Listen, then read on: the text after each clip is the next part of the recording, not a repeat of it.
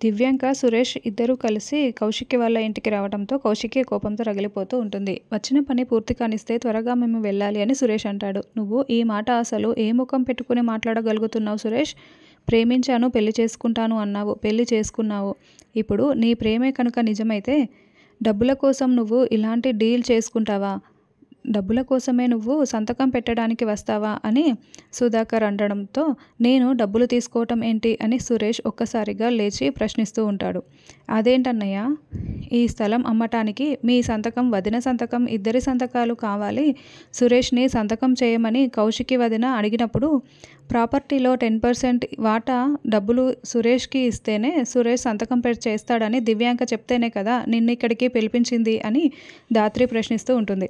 ఏంటి, ఆ డీల్కి ఓకే చెప్పేసే కదా ఇప్పుడు వదిన కూడా అలాగే 10% ఇస్తానని చెప్పి నీ సంతకం కావాలని నిన్ను దివ్యాంకని ఇక్కడికి పిలిపించింది అని ధాత్రి చెప్తుంది. దాంతో సురేష్ చాలా షాకింగ్గా దివ్యాంక వైపు చూస్తూ ఉంటాడు. దివ్యాంక ఏమీ మాట్లాడకుండా తలదించుకొని ఉంటుంది. సురేష్ డబ్బులు అడగలేదు, ఇదంతా దివ్యాంక కుట్రే అని ధాత్రికి, కౌశికి అర్థమైపోతుంది.